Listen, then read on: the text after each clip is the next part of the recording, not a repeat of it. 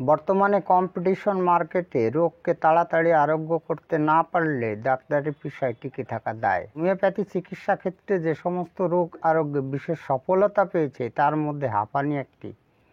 এখন যদি এই হাঁপানি রোগের জন্য আপনি মেটেরিয়া মেডিকায় ভালো ঔষধ খুঁজতে যান, সেখানে আপনি কমপক্ষে 100টি ভালো রেমেডি পাবেন। আমার কথা বিশ্বাস করুন বা না করুন, আপনি কেন্ট রেপার্টরিতে গিয়ে দেখেন সেখানে প্রায় 100 থেকে 150 হাঁপানির জন্য ঔষধ আছে। তো সেখানে ফার্স্ট গ্রেড রেমেডি আছে 16টি, ফার্স্ট গ্রেড রেমেডি আছে, সেকেন্ড গ্রেড কতগুলো আছে, থার্ড গ্রেডও আছে। এবার এই এত রেমেডি থেকে যদি একজন নবাগত ডক্টর সঠিক ঔষধ খুঁজতে যান, তাহলে তার পক্ষে কিন্তু ভীষণ কঠিন হয়ে যাবে। এটা করতে হলে একজন সুযোগ্য ডক্টরের প্রয়োজন। এই বিষয়টিকে মাথায় রেখে আজকের ভিডিওতে হাঁপানির জন্য দ্রুত কার্যকারী 3টি রেমেডি সম্পর্কে বিস্তারিত তথ্য জানাবো এই ভিডিওটির মাধ্যমে। ভিডিওটি ভালো লাগলে লাইক, কমেন্ট, শেয়ার করবেন এবং আপনি যদি এই চ্যানেলে নতুন এসে থাকেন তাহলে চ্যানেলটিকে সাবস্ক্রাইব করে রাখবেন পরবর্তীতে নতুন ভিডিওর নোটিফিকেশন সবার আগে পাওয়ার জন্য। আমি প্রথমে ভিডিও কন্টেন্টটি লিখে নিই। 3 কুইকার রেমিডিস হবে ফর অ্যাজমা। এটার বাংলা মানেটা কী হবে? এটা হচ্ছে অ্যাজমার জন্য দ্রুত কার্যকারী 3টি ঔষধ। এবার এই সম্পর্কে আমার বিশেষ কিছু বলার নেই। অ্যাজমা যে রোগটি, এই রোগটি তো কঠিন একটা রোগ। এই রোগে রোগীকে তাড়াতাড়ি উপশম দেওয়ার প্রয়োজন।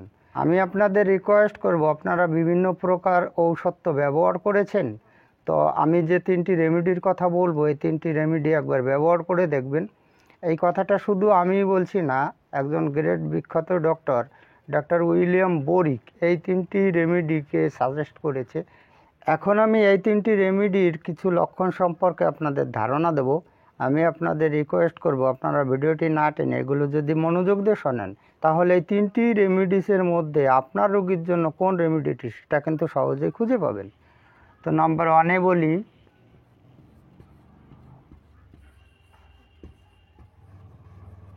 হেপার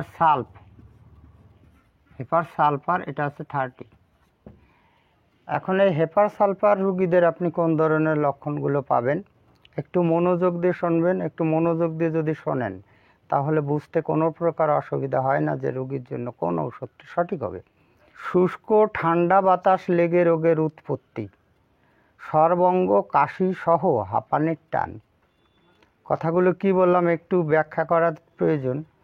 শুষ্ক ঠান্ডা বাতাস লেগে রোগের উৎপত্তি কথাটা বলেছি। এখন এই শুষ্ক ঠান্ডা বাতাসটা কি সেটা যদি আপনি না বোঝেন তাহলে কিন্তু কিচ্ছু বুঝতে পারবেন না। আমাদের হোমিওপ্যাথি শাস্ত্রে বিভিন্ন রকম ঠান্ডা আছে, তার মধ্যে একটা বলা হয়েছে শুষ্ক ঠান্ডা বাতাস, আর একটা আছে ভিজা ঠান্ডা বাতাস। আমি বলেছি শুষ্ক ঠান্ডা বাতাস। এখন এই শুষ্ক ঠান্ডা বাতাসটা কখন এখন হয়, কিভাবে হয় দেখুন আমি বলি। যে ওয়েদারের মধ্যে জলীয় বাষ্পটা বেশি থাকে সেটা হচ্ছে ভিজা আবহাওয়া। পরিষ্কার বোঝাতে পারলাম?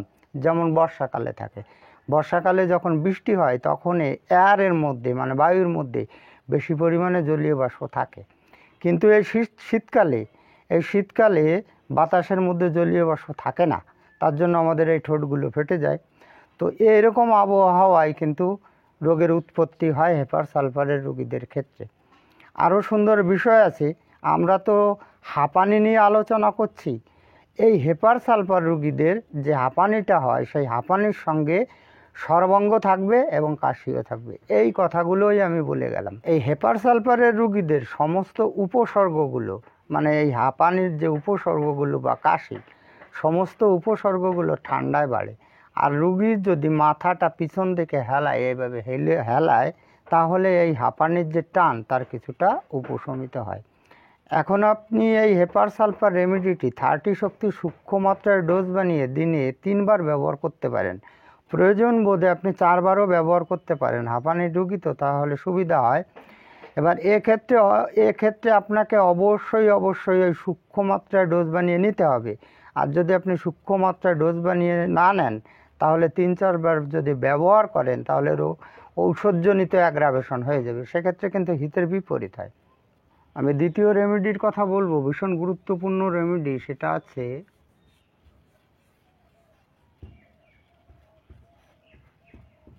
সংক্ষিপ্তভাবে লিখি, এটার ফুল নামটা আছে ক্যালিনাইট্রিকাম। এবার এই ক্যালিনাইট্রিকামের রুগীদের ক্ষেত্রে আপনি কোন ধরনের লক্ষণ পাবেন একটু মনোযোগ দিয়ে শুনতে হবে, তাহলে এখানেই কিন্তু মুখস্থ হয়ে যাবে। হাঁপের সময় শ্বাসকষ্ট এত জোরে হয় যে রুগী জল পান করার সময়ে গভীরভাবে শ্বাস নিতে পারে না। কথাটা কি বললাম একটু বোঝার চেষ্টা করুন। এই ক্যালিনাইট্রিকামের রুগীদের যখন হাঁপের টান ওঠে তখনও কিন্তু প্রবলভাবে কিন্তু শ্বাসকষ্ট হয়। এত পরিমাণে শ্বাসকষ্ট হয় যে তারা যদি জল পান করতে চায় তাহলে জল পান করার পূর্বে কিন্তু শ্বাস নিয়ে নিতে হয়, তা না হলে জল পান করা যায় না, সেই শ্বাসটুকু পর্যন্ত নিতে পারে না। আর এই ক্যালিনাইট্রিকামের রুগীদের যে কফ ওঠে সেই কফের স্বাদ কিন্তু টক, এটা মনে রাখতে হবে। অনেক সময় এরা খেরাকি দিয়ে যে কফ তোলে সেই কফের মধ্যে কিন্তু রক্তের ছিটাও থাকে, তার মানে ক্যালিনাইট্রিকামের রুগীদের কফের সঙ্গে রক্ত উঠতে পারে।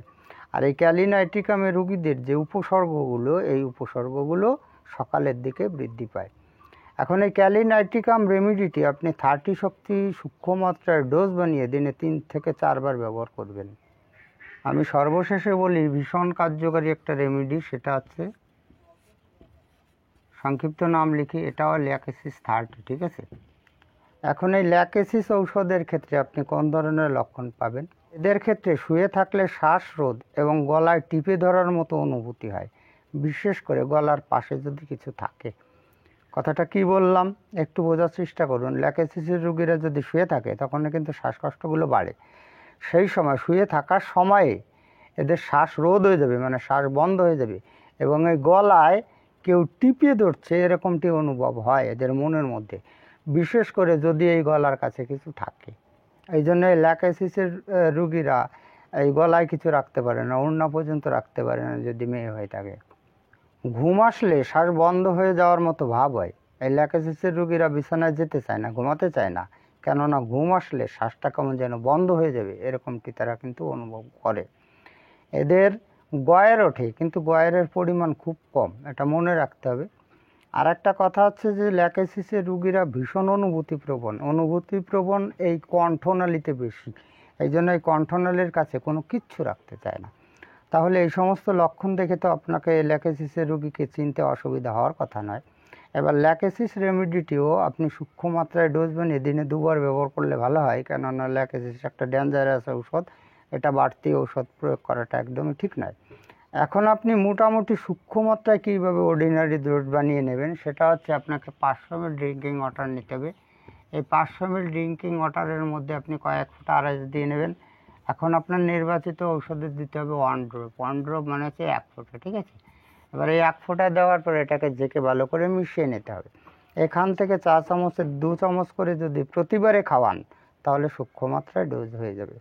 যাই হোক, আজকে এই পর্যন্তই। খুব তাড়াতাড়ি ফিরে আসবো নতুন গুরুত্বপূর্ণ বিষয়বস্তুর ভিডিও নিয়ে। দেখা হচ্ছে নেক্সট ভিডিওতে। ততক্ষণ আপনারা ভালো ও সুস্থ থাকুন। জয় হ্যানিম্যান, জয় হোমিওপ্যাথি।